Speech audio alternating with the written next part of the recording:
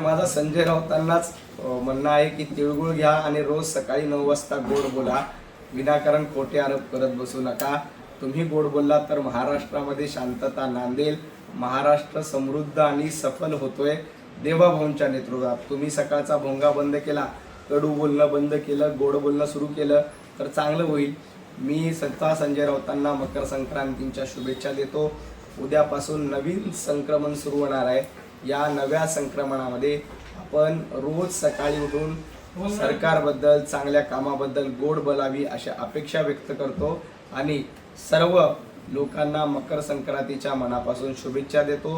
हा मकर संक्रांतीचा असा सण आहे की जी आपल्या मनामध्ये वर्षभर साचलेली कटुता आपण दूर करावी आणि प्रेमानं, गुण्या गोविंदानं, आनंदानं सर्वांनी एकत्र राहावं यासाठीचाच हा सण असतो. त्यामुळं माझी सर्वांना, म्हणजे विरोधक असतील ते राजकीय असतात, कोणी एकमेकांचं शत्रू असतं, अशा सर्वांना मकर संक्रांतीच्या मनापासून शुभेच्छा. महाराष्ट्रातल्या नागरिकांना, मुंबईकरांना सर्वांना मकर संक्रांतीच्या मनापासून शुभेच्छा. संजय राऊतांनी पैसा वाटपाचा आरोप करणं म्हणजे एक प्रकारे खोटं बोलण्याचा प्रयत्न आहे. ज्या पद्धतीनं उभाटा गटाकडनं मुंबईमध्ये पैशाचा महापूर केला जातोय, एका उमेदवाराला 25 कोटी रुपये दिल्याची आमची माहिती आहे आणि त्याच माध्यमातून उभाटा गट, संजय राऊत आणि त्यांचे उमेदवार मोठ्या प्रमाणामध्ये मुंबईमध्ये पैसे वाटतायत आणि पैशाच्या जोरावर निवडणूक लढण्याचा प्रयत्न करतायत. कारण जनता यांच्या पैशांना भीक घालणार नाही. जनता भारतीय जनता पार्टीच्या सोबत आहे. संजय राऊतांना रोज उठून खोटं बोलायची सवय झाली आहे आणि ही खोटं बोलण्याची सवय संजय राऊतांना निश्चितपणे जनता धडा शिकवेल. मुळामध्ये संजय राऊत, तुम्ही कोविडच्या काळामध्ये जवळपास 100 कोटी रुपये रोज वसुली केली होती. त्यातनं 9.5 लाख कोटी रुपये तुमच्याकडे जमा होते. त्या 100 कोटी रुपयातले रोज तुम्ही आता लोकांना देतायत, उमेदवाराला देतायत. मोठ्या प्रमाणात तुमच्याकडनंच पैशाचा महापूर सुरू आहे. संजय राऊतजी, अजितदादा, एकनाथ शिंदे हे भारतीय जनता पार्टीने महायुती सोडणार नाहीत. उलट तुम्हाला सोडून ते इकडे आलेत. तुम्ही 2.5 वर्षामध्ये त्यांना साधी भेटायला वेळ देत नव्हता. 2.5 वर्षामध्ये तुम्ही सर्वसामान्य मराठी माणसाचं नुकसान केलं. सर्वसामान्य शिवसैनिकाला मातोश्रीच्या दारात बोलून त्यांना परत पाठवण्याचं पाप तुम्ही केलं. हे महाराष्ट्राने बघितलंय.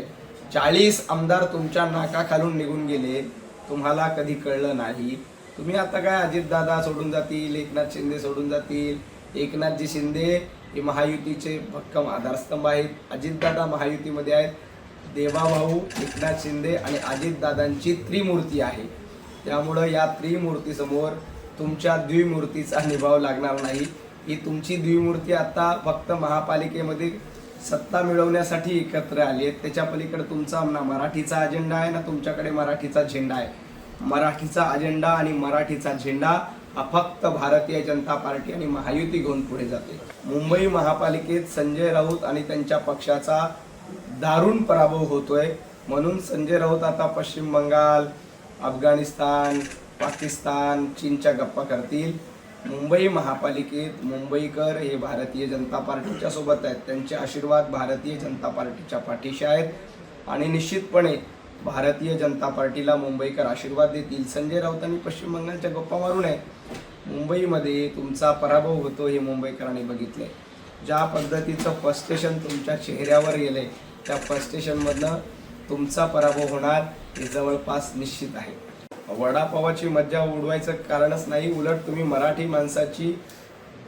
माणसाचा अपमान करण्याचं काम सातत्यानं संजय राऊत करतात. मराठी माणसाला बदलापूर, अंबरनाथपर्यंत पाठवण्याचं काम कोणी केलं असेल तर संजय राऊत तुमच्या पक्षाने केलं. आज मुंबईमध्ये मराठी माणूस स्थिरावतोय, मराठी माणूस वाढतोय. त्याचं कारण आहे देवेंद्रजी फडणवीस यांनी जे गृहनिर्माण धोरण आणलंय आणि ज्या ठिकाणी मराठी माणसाची घरं आहेत, ज्या ठिकाणी मुंबईकर राहतो त्याच ठिकाणी पक्की घरं देण्याची योजना देवेंद्रजींनी आणली. त्याच्यामुळं बीडीडी चाळीसारख्या भागामध्ये मराठी माणूस मोठ्या अभिमानानं, ताठमानेनं उंचावतोय. 25 वर्ष मुंबई महापालिकेमध्ये तुमची सत्ता होती. मराठी माणसांच्या घरासाठी तुम्ही एक काम सांगा, काहीही केलं नाही. आज फक्त मराठी माणसाचा पुळका निवडणूक डोळ्यासमोर आली की येतो. त्याच्या पलीकडे तुमचं आणि मराठी माणसांचं काहीही देणं घेणं नाही. बॅनरबाजी सगळे पक्ष करतायत वेगवेगळ्या ठिकाणी, परंतु सगळ्यांना माहिती आहे की लाडकी बहीण योजना कोणी आणली, तर जेव्हा मध्य प्रदेशमध्ये आमचे शिवराज सिंग चौहान जी मुख्यमंत्री होते तेव्हा मध्य प्रदेशमध्ये भारतीय जनता पार्टीने लाडकी बहीण योजना आणली. तीच योजना महाराष्ट्रामध्ये एकनाथजी शिंदे मुख्यमंत्री असताना आणली. त्यामुळे लाडकी बहीण योजना ही भारतीय जनता पार्टीचं श्रेय आहे आणि भारतीय जनता पार्टीने लाडक्या बहिणींना लाभ मिळाला पाहिजे. लाडक्या बहिणी स्वतःच्या पायावर स्वाभिमानानं उभा राहिल्या पाहिजे यासाठी ही योजना आणली. आणि सरकारची योजना आहे, कुठल्या एका पक्षाची योजना नसते. आम्ही तिन्ही पक्ष सरकारमध्ये आहोत, त्यामुळं लोकांना माहिती आहे की कोण लाडक्या बहिणीसोबत आहेत. आणि लाडक्या बहिणींना विरोध करणारे कोण होते? संजय राऊत, तुम्ही कोर्टामध्ये जातात, तुमची माणसं कोर्टामध्ये जातात की लाडक्या बहिणी योजनेचे हप्ते देऊ नका. काँग्रेस कोर्टामध्ये जाते, सांगते लाडक्या बहिणीचे हप्ते देऊ नका. उबाटा गटाच्या माध्यमातून लाडक्या बहिणीचा अपमान सातत्याने करतोय. येणाऱ्या महापालिकेच्या निवडणुकीत लाडक्या बहिणी उबाटा गट, मनसे आणि महाविकास आघाडीला निश्चित धडा शिकवतील. नाही, त्यांना मुंबादेवीची आता आठवण झाली. इतके वर्ष मुंबादेवीची आठवण झाली नाही, पण मुंबादेवी मुंबईचा विकास करणाऱ्यांनाच आशीर्वाद देईल. मुंबादेवी मुंबईमध्ये मेट्रो सुरू करणाऱ्यांनाच आशीर्वाद देईल. मुंबादेवी मुंबईमध्ये कोस्टल रोड बनवणाऱ्यांनाच आशीर्वाद देईल. मुंबादेवी मुंबईकरांचा प्रवास सुखकर, जलद करणाऱ्यांनाच आशीर्वाद देईल. ज्यांनी मेट्रोमध्ये खोडा घातला त्यांना मुंबादेवीचा आशीर्वाद मिळणार नाही. ज्यांनी कोस्टल रोडमध्ये खोडा घातला त्यांना मुंबादेवीचा आशीर्वाद मिळणार नाही. आता फक्त नौटंकी करण्यासाठी तुम्हाला मुंबादेवीच्या चरणी जावं लागतं. पण मुंबादेवीला माहिती आहे माझ्या मुंबईचा सच्चा भक्त कोण आहे, तर ते आदरणीय देवेंद्रजी फडणवीस आहेत, जी मुंबईची सेवा करतायत, मुंबईचा चेहरा बोहरा बदलतायत. त्यामुळे मुंबादेवीचे आशीर्वाद देवाभाऊंच्या पाठीशी, भारतीय जनता पार्टी आणि महायुतीच्या पाठीशी निश्चित आहे. संजय राऊतांना असं वाटतं की दोघांचं भांडण झालं तर तिसऱ्याचा लाभ होईल. असं अजिबात होणार नाही संजयजी. ज्या पद्धतीनं एकनाथजी शिंदे असतील, अजितदादा असतील, देवेंद्रजींच्या नेतृत्वात काम करतायत. महापालिकेमध्ये आमची काही ठिकाणी युती होऊ शकली नाही, त्यामुळं काही ठिकाणी आमचे मतभेद आहेत, पण मनभेद नाहीत. तुमच्यामध्ये आणि शरद पवार गटामध्ये काय सुरू आहे, तुम्ही कशा पद्धतीनं काँग्रेसनं तुम्हाला फाट्यावर मारलं हे देखील महाराष्ट्राने बघितलं आहे. महाविकास आघाडीच्या टिकऱ्या विधानसभेच्या निवडणुकीला मध्ये उडाल्या, महापालिकेच्या निवडणुकीत महाविकास आघाडीच्या टिकऱ्या उडाल्या.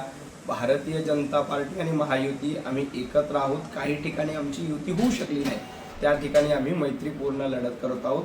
तुम्ही तुमचं बघा, भारतीय जनता पार्टी आणि महायुती अतिशय सक्षम आणि मजबूत आहे. एबीपी माझा, उघडा डोळे बघा नीट.